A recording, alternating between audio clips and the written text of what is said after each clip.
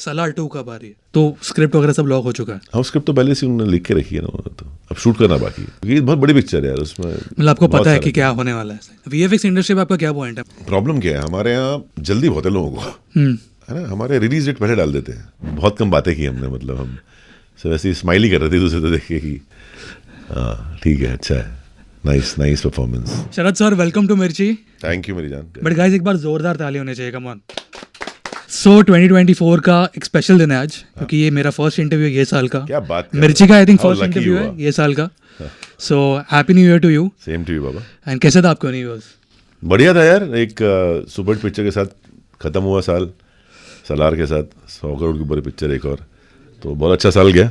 And नया साल भी अच्छा है। पहले साल में पहले दिन जिम गया मैं, फर्स्ट को, जो आज तक कभी नहीं गया था। हाँ, फिर काम चालू है, मैं आपके स्टूडियो में। इससे ज़्यादा मेरे लिए सौभाग्य की बात क्या हो सकती है कि पहले इंटरव्यूज़ मेरे आपके स्टूडियो में हो रहे हैं। बट आपका वो फॉलो हो रहा है जिम वाला? क्योंकि 31 को तो हर एक इंसान डिसाइड करता जैसे है। मैं कह दूँ, क्या होता है ना, जब हम काफ़ी टाइम के बाद जिम जाते हैं ना, तो हमारी बॉडी हमसे कहती है क्या कर रहा है गधे, आराम से घर पे बैठा था, सो रहा था, चैन से खा रहा था, पी रहा था, क्या जिम जाने की जरूरत थी, तुझे बीमार कर देती है। तो फिर मेरे को वायरल हो गया।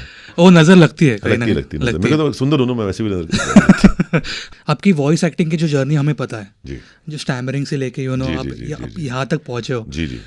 ऐसा कोई किस्सा अबाउट वॉइस एक्टिंग जिस किसी को नहीं पता? ये बोलूँगा कि यार हम जब भी एक चीज़ मैंने बताई और बताई भी होगी कई जगह कि एक बहुत अच्छा प्रोफेशन बन सकता है। इस जर्नी के लिए नहीं, इस इंडस्ट्री के बारे में कुछ ज़रूर बोलना चाहूँगा। बहुत भरा पड़ा है अंदर से कि नॉट जस्ट साउथ बट कई सारी फिल्में होती हैं, चाहे हॉलीवुड की हो, चाहे साउथ की हो, चाहे अदर लैंग्वेजेस की हो। हम फिल्म बनाने में करोड़ों रुपए खर्च करते हैं, हम उसकी मार्केटिंग में भी करोड़ों रुपए खर्च करते हैं, लेकिन हम उसकी वॉइस क्वालिटी, उस फिल्म की वॉइस क्वालिटी पे या उसकी मिक्सिंग डबिंग पे खर्चा ही नहीं करते हैं। और फिर कंप्लेन करते हैं कि फिल्में चलती क्यों नहीं है हिंदी में। तो ये तो सिंपल सी है, पेनी वाइज पाउंड फुलिश वाली बात हो गई। जितने भी मेकर्स हैं, आप 100 करोड़ की पिक्चर बना रहे हैं, लेकिन आपको उसकी डबिंग और हिंदी डबिंग में आपको थोड़े से भी पैसे खर्च नहीं करने होते हैं। तो फिर आप कैसे उम्मीद करते हैं कि वो पिक्चर हिंदी में लोगों को पसंद आएगी, अगर आपकी डबिंग ही अच्छी नहीं हुई है या जो क्वालिटी उतनी मेंटेन नहीं रखी है आपने। तो वो एक बड़ा फ्लॉ है जो आई थिंक लोगों को समझ कर भी वो ना समझी कर रहे हैं। आई डोंट नो, अगर वो सुधार आ गया तो बहुत सारी और भी अच्छी साउथ की फिल्म्स हैं या और अदर लैंग्वेजेस की फिल्म हैं जो पैन इंडिया में कमाल कर सकती हैं। तो ये एक थोड़ी सी चीज़ है जो मैं बोलना चाहूँगा। बाकी सलार हिट हो गई है तो बट आपको लगता है कि टाइम भी बहुत कम दिया जाता है जो साउंड वाला पार्ट है? कुछ ही कम है, मतलब वो पता नहीं, उसको ऐसा लगता है कि चलो करना है कर लेते हैं। एंड फिर लेकिन एक्सपेक्टेशन उतनी है कि ये पिक्चर जितनी साउथ में कर रही है, जितनी अदर लैंग्वेज में कर रही है, उतनी हिंदी में भी करे। कैसे करेगी यार? आपने पूरा ध्यान वहाँ दिया है, यहाँ ध्यान ही नहीं दिया है, या ना, और ना यहाँ खर्चा किया है आपने। तो अगर आप क्वालिटी पे खर्च करोगे तो क्वालिटी के लिए टाइम भी चाहिए आपको और पैसे भी चाहिए। आप मार्केटिंग में भले ज़्यादा पैसे खर्च कर दोगे, जबकि आपका प्रोडक्ट अच्छी क्वालिटी का नहीं है, तो रॉन्ग हो जाता है। अगर आप मार्केटिंग सेंस से भी बात करो करेक्ट, तो कहीं ना कहीं आपको उसको इम्प्रूव करने की ज़रूरत है। एक बार वो साउंड, और आपके पास एग्जांपल्स हैं पिछले जितनी फिल्में हिट हुई हैं उनका आप साउंड देखिए, चाहे वो बाहुबली हो, चाहे वो पुष्पा हो, चाहे वो सलार हो। तो कहीं ना कहीं, अगर ऐसा नहीं मेरी फिल्म है सिर्फ, बाकी भी फिल्म है, श्रेयस ने भी बहुत अच्छी डब, तो आपने कहीं एक क्वालिटी उसमें डाली है, ऐड की है, तो उसका रिजल्ट फिर हिंदी में भी लोगों को अच्छा लगता है। बट कहीं ना कहीं आपको लगता है कि रे ऑफ होप है कि एक चेंज बिल्कुल होगा यार। लोग समझ, देर सवेर तो लोग समझ ही जाते हैं ना यार, मतलब, बट वो कितनी देर होगी वो पता नहीं, बड़ा समझेंगे जरूर, मुझे पता है। बट शरद सर, अगर आपकी जर्नी को आप देखोगे पूरा, so what you have to say about your journey overall, एक सिंपल लाइन में बोलना होगा तो? यार पहले भी खुश था, आज भी खुश हूँ। मेरे ज़िंदगी का एक ही उसूल है, खुश रहो लाइफ में। तो मैं खुश रहता हूँ, और जब भी कोई चीज़ ऐसी होती है जो आपके फेवर की नहीं होती है, तो मैं हमेशा ये सोचता हूँ कि यार शायद इससे बेटर कुछ आने वाला है, इससे बेटर कुछ होगा, या इसका कुछ रीज़न होगा इससे नहीं हुआ होगा। तो जब आप ऐसा सोचते हैं तो आई थिंक आपको डिसअपॉइंटमेंट बहुत कम होता है लाइफ में। तो मैं पहले भी खुश था यार, चाय पी के कटिंग, अभी भी कैपुचिनो पी के भी खुश रहता हूँ। तो मायने वही हैं ज़िंदगी के यार, फैमिली वाला आदमी हूँ, तो ज़्यादा कुछ शौक नहीं है मेरे को। बड़ी है कि हाँ, जो काम सीखने का जो मौका होता है ना, जो इंसान को मिलना चाहिए, उसमें मैं लकी हूँ। मैं मानता हूँ कि मुझे बहुत सीखने का मौका मिलता जा रहा है लगातार, और ये रुकना नहीं चाहिए। Touch word. अगर आपकी एक्टिंग की बात करें, वॉइस एक्टिंग दोनों, आपके फैमिली मेंबर्स का क्या रिएक्शन होता है? उनके रिव्यूज आते हैं ऐसे घर पे? हाँ, obviously apart from my close family, मतलब ऑब्वियसली मम्मी बीवी बच्चा है, तो उनकी मतलब कोई तवज्जो नहीं है अपने को, वहाँ कोई इम्पोर्टेंस नहीं है। बट रोज़ देख रहे हैं मेरे को, क्या करेंगे। हाँ, बट रिलेटिव्स हैं जो शायद एक टाइम पर मुझे नाकारा समझते थे, कि ये कुछ नहीं करेगा, ये फालतू है, ऐसे घूमता रहता है यहाँ, उनकी नज़रों में शायद थोड़ी इज्जत बढ़ गई। बट क्या उनके रिएक्शंस क्या होते हैं अभी? बिल्कुल दे आर क्वाइट ओपन यार, अल्टीमेटली है तो एक ही फैमिली से यार, कहीं ना कहीं वो भी उस पर रिएक्ट करते हैं कि नहीं यार बहुत अच्छा काम कर रहा है, they always keep sending me wishes and messages. आपकी बेटी भी ये शोज वगैरह देखती है, एनिमेटेड शो? नहीं, वो अब दिखाऊंगा, मतलब ये देखा है उसने, लेजेंड ऑफ हनुमान बिल्कुल देखती है वो, और मैं दिखाता भी हूँ, बिकॉज आजकल के बच्चों को ये देखने की बहुत ज़रूरत है, उनको सीखने की ज़रूरत है, जो वैल्यूज़ हैं, जो हमको, हमारी ड्यूटी है कि हम उनमें इनकलकेट करें। तो मैं सबसे ये रिक्वेस्ट करूँगा कि हर पेरेंट्स से कि अपने बच्चों को लेजेंड ऑफ हनुमान दिखाएं, ताकि उनमें वो वैल्यूज़ आएँ जो शायद हमारे माता पिता ने हमें दी हैं या हमें देने की कोशिश की है। आप भी कोशिश ही कर सकते हैं, तो ये एक अच्छी कोशिश है। अगर आप आपकी लाइफ को देखोगे, अगर आपको एक ऑप्शन मिला, you go back in time और एक यंग शरद केलकर को एक एडवाइस देना है, वो क्या होगी? तू जल्दी क्यों नहीं आया इंडस्ट्री में? थोड़ा जल्दी आता, बट रिग्रेट नहीं है, बिकॉज मैंने अच्छी पढ़ाई की है उस टाइम पे, मैंने एक अच्छा एक्सपीरियंस गैदर किया। जब मैं चाहे मैं स्पोर्ट्स की डिग्री ले रहा था, चाहे मैं जिम में नौकरी कर रहा था, या फिर मैं MBA कर रहा था, तो मैंने अच्छा एक नॉलेज गेन किया है वहाँ से, और कहीं ना कहीं वो काम भी आता है फ्यूचर में, तो वो रिग्रेट नहीं है। लेकिन हाँ, शायद थोड़ा अगर जल्दी आता मैं, तो वो तो मैं आज भी जल्दी नहीं आ पाता कहीं भी, आज भी मैं लेट ही पहुँचता हूँ। वो तो ट्रैफिक की, तो ज़िंदगी की लगता है, लिख दिया है किसी ने कि तू कहीं टाइम पे नहीं पहुँचेगा पहले। बट डू यू फील, हम लोग आई थिंक लास्ट टाइम भी बात कर रहे थे कि जो हम चीज़ के पीछे ज़्यादा भागते हैं ना, भले वो ऐसा होता है कि ट्रैफिक नहीं लगे, उसी दिन ट्रैफिक ज़्यादा लगेगा। मर्फीज लॉ है यार, लाइफ में बहुत ऐसा होता है। बट देखिए, आप सोचे नहीं ना उसके बारे में, तो आपको ज़्यादा फ़र्क नहीं पड़ता है उससे। हमारा प्रॉब्लम ये है, हम जैसे एक जोक मैंने पढ़ा था अभी रिसेंटली, अगर ओलंपिक में ओवर थिंकिंग एक स्पोर्ट रख दिया जाए तो इंडिया नंबर 1 आएगा सबसे पहले। हिंदुस्तानी लोग बहुत ओवर थिंक करते हैं, हमें ओवर थिंक नहीं करना चाहिए उतना ज़्यादा। लाइफ को इतना सीरियसली लेना ही नहीं चाहिए, पहली बात तो मुझे लगता है यार। आप इतनी अच्छी दुनिया में आपको भगवान ने उतारा है, हवा दी है, ऑक्सीजन दी है, फल फ्रूट दिए हैं, पानी दिया है, किस ग्रह पे सब कुछ है? किसी पे नहीं है। तो आपको भेजा ही यहाँ एंजॉय करने के लिए, तो एंजॉय करो। आपने लास्ट टाइम भी बोला था कि आप नहीं इतना ओवर थिंक नहीं करते। बिल्कुल नहीं करना चाहिए, क्यों करना चाहिए ओवरथिंक? मुझे याद है कि इंटरव्यू में शाहरुख सर ने बोला था कि जब भी वो एक्टिंग सेट पे जाते हैं, जस्ट जो 1 मिनट लास्ट मिनट होता है ना बिफोर द परफॉर्मेंस, वो भगवान का नाम लेते हैं। तो आपके लिए when you are doing voice acting या एक्टिंग ऑन सेट, आपका लास्ट मिनट का थॉट क्या होता है? आप कुछ ऐसे सोचते हो? कुछ भी? मैं ये सोचता हूँ कि इस क्षण से वो किरदार मैं हूँ, सिंपल। मैं शरद केलकर नहीं हूँ, मैं वो किरदार हूँ। यही थॉट मेरा रहता है जब मैं वो 1 सेकंड पहले जो आप घुसते हो स्टूडियो के अंदर, या आप शॉट के लिए आए उस फिल्म में काम करना शुरू करते हो, या उस सेट पे जाते हो, तो मेरा होमवर्क ही ये होता है, ना तो मैं लाइन से याद करता हूँ, ना मैं सिर्फ अपने आप को देख के अपने आप को फील कराता हूँ कि भैया आज से इस सेट पे या इस स्टूडियो में तुम ये किरदार हो, तुम शरद केलकर नहीं हो। बट वॉइस एक्टिंग के टाइम, जैसे सलार की अगर मैं बात करूँ, latest project, Prabhas different person, मतलब वो कैसे कि चलने का स्टाइल या वो कैसे मैच होता है फिर? नहीं, आप फील बताओ, ये बहुत सिंपल तरीका है, अगर आप ढंग से ऑब्जर्व करोगे ना, तो वो आदमी आपके अंदर आ जाता है थोड़ा सा। आप उसके हिसाब से वॉक करना शुरू कर देते हो कि आप ऐसे, वो मुझसे 2 इंच लंबे हैं, और तो I feel like I am taller than Sharad Kelkar.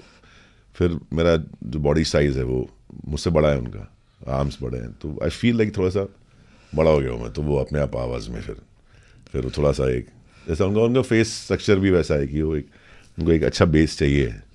तो वो कहीं ना कहीं आपको एक अच्छा ऑब्जर्वेंट होना चाहिए, आपको देखना आना चाहिए कि उन्होंने क्या तरीका, उनका लिप मूवमेंट क्या है, उनका फेशियल एक्सप्रेशन कैसे, उनकी आंखें कितनी छोटी बड़ी हो रही हैं, या उनका मुड़ने का भी, अगर वो मुड़ भी रहे हैं तो किस स्पीड से मुड़ रहे हैं, तो आपका डिलीवरी और पूरा अप्रोच उसके अकॉर्डिंग होना चाहिए। आप दोनों के फैन क्लब्स का एक सवाल था कि आप दोनों कब मिलने वाले हो? हम एक बार मिले थे बहुत साल पहले, बहुत टाइम हो गया, वो एक पिक्चर, एक सेल्फी है। जल्दी मिलेंगे, जब वो फ्री होंगे तो मैं मिल लूंगा उनसे जाके यार।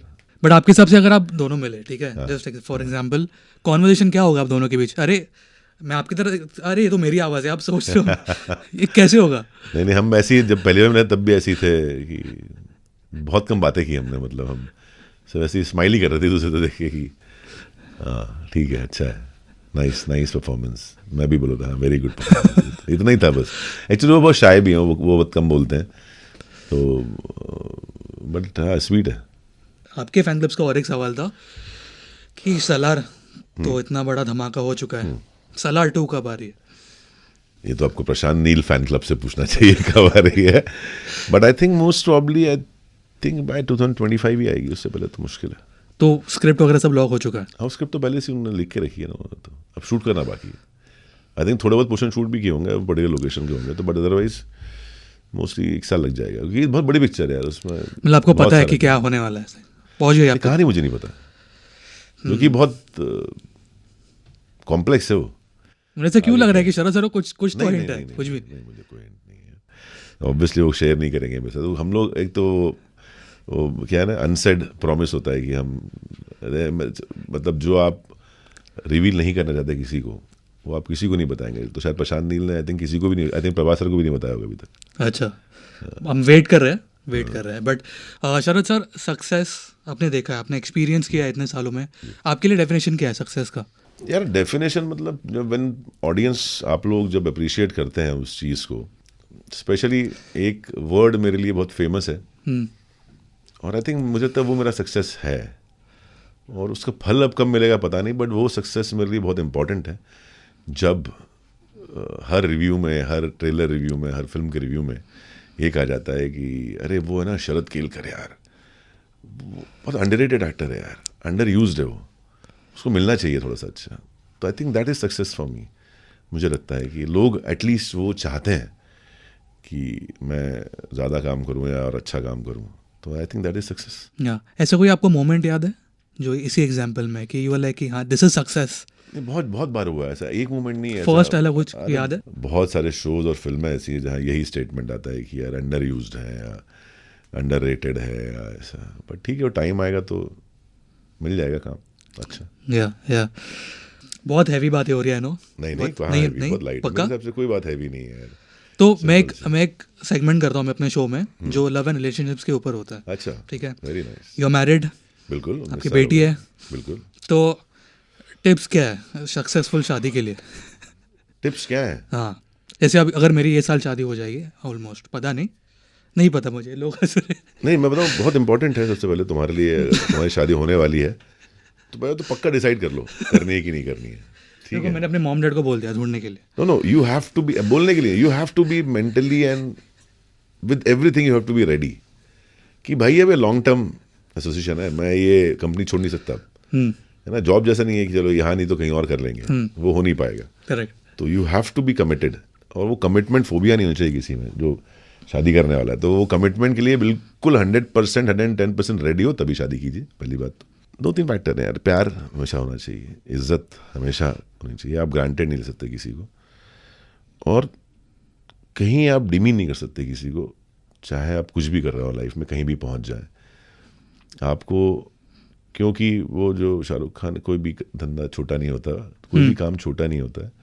कभी अपने आप को उस तरफ रख के देखो, नानी याद आ जाएगी, गारंटी है मेरी। तो वो इज्जत, वो एक सामने वाले के काम को उतनी अहमियत देना, उतना, और सबसे इम्पोर्टेंट है तारीफ करना, बोलना मुँह से, चाहे वो प्यार की बात हो, चाहे वो तारीफ हो, चाहे वो शिकायत हो। आपको डायलॉग करना ही पड़ेगा अपने पार्टनर के साथ, आपको जताना पड़ेगा ही पड़ेगा। आप ये मत उम्मीद कीजिए कि अरे उन्हें पता तो है कि आई लव और हिम, उन्हें पता तो है, पता नहीं है, आपको बार बार बताना पड़ेगा, क्योंकि आपको भी जब कोई बोलता है आई लव यू तो आपको अच्छा लगता है। तो ये मतलब ओवर द इयर्स वो कंटिन्यू होना चाहिए? बिल्कुल 100%, मरते दम तक आपको करना पड़ेगा वो, और करना ही चाहिए, दिल से आना चाहिए। मैं दिल से आता कई बार, तो बहुत लोग कम बोलते हैं, बाकी चीज़ें मत बोलिए, कम से कम एक आई लव यू तो रोज़ बोल सकते हैं ना। या मैं सोच रहा हूँ, मतलब सिंपल है बट उतना ही, बहुत सिंपल है, बहुत सिंपल। हम उसको बड़ा बना लेते हैं, वो बहुत सिंपल सी चीज़ है। आप सुबह उठ के एक बार आई लव यू कर दें, गुड मॉर्निंग कर दें, सोते हुए एक बार आई लव यू बोल दें, तो प्रॉब्लम ही नहीं लाइफ में। या बट अभी जैसे इतने सारे टर्म्स आए डेटिंग के, नए सिचुएशनशिप्स और जेनजी और ये सब, you I heard about this कि कैसे क्या डेफिनेशन चेंज हुआ है लव का अभी? पता नहीं यार, लव तो वही रहता है मेरे ख्याल से, इंसान चेंज हो जाता है शायद। प्यार प्यार है यार, उसमें क्या तुम जनरेशन और इधर उधर देख रहे हो यार, वो आंखों में दिख जाता है। बट ऐसी कोई आपको एक क्वालिटी है जो आपको इम्प्रूव करनी है या चेंज करनी है? लेजी हूँ यार मैं, मतलब इन टर्म्स ऑफ कुछ मामलों में, काम में बिल्कुल लेजी नहीं हूँ। जिम जाने में तकलीफ होती है, वो तो आपने स्टार्ट कर दिया ना अभी। डाइट करने में बहुत तकलीफ होती है।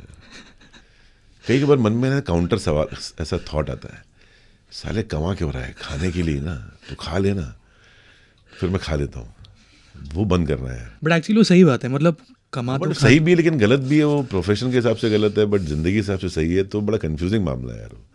उसमें मुझे गहन अध्ययन करना पड़ेगा, सोचना पड़ेगा। I don't think so solve होने वाला है। हो जाएगा, आई आपको लग रहा प्रूव यू रॉन्ग। बट आपका वैसे गो टू फूड क्या है खाना जो आप कंट्रोल नहीं कर सकते, खाना ही है?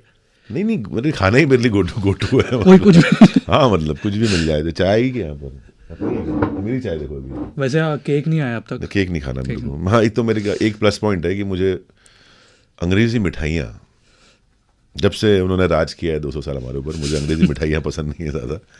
मुझे वो अंग्रेजी, जापानीज़, चाइनीज़ मिठाइयाँ बिल्कुल पसंद नहीं है। वो तिरामिसू से कुछ नहीं खाता मैं शुद्ध देसी मिठाइयाँ खाता हूँ। रबड़ी खिला लो, रसमलाई खिला लो, लड्डू, गुलाब जामुन खिला लो, काजू बर्फी खिला लो,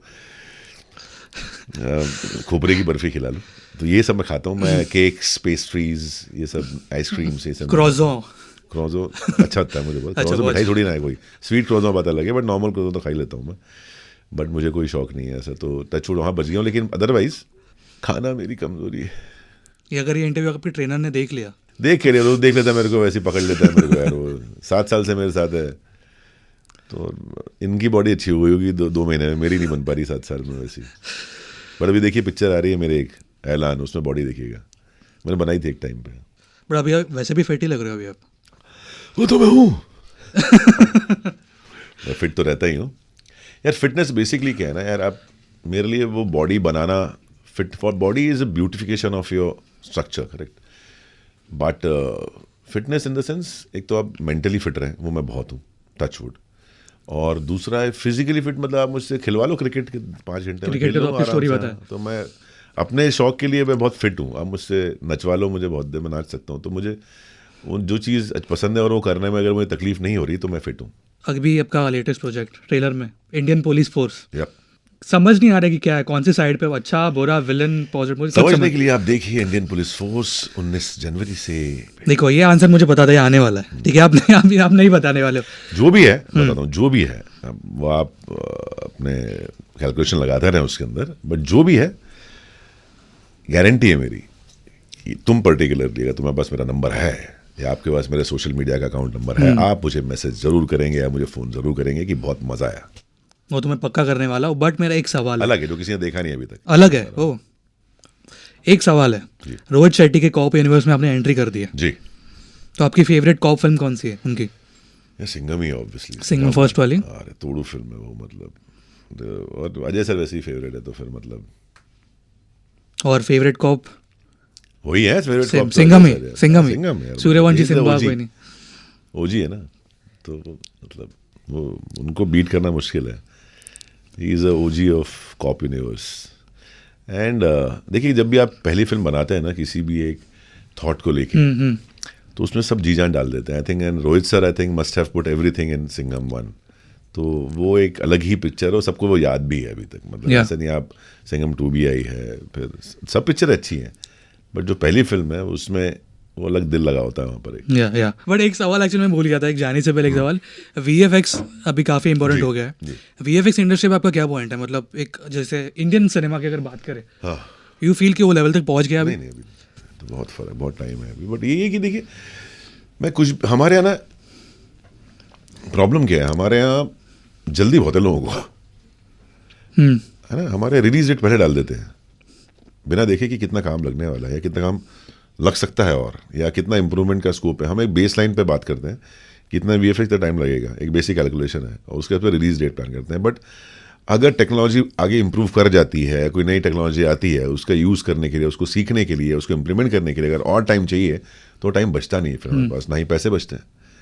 इसलिए शायद वो नहीं हो पा रहा है, जबकि बहुत सारी हॉलीवुड फिल्म्स के VFX और CGI इंडिया में होता है, because they give us time and money both. But legend of Hanuman season 3 कैसे चल रहा है? एक्साइटमेंट इतना है लोगों में यार।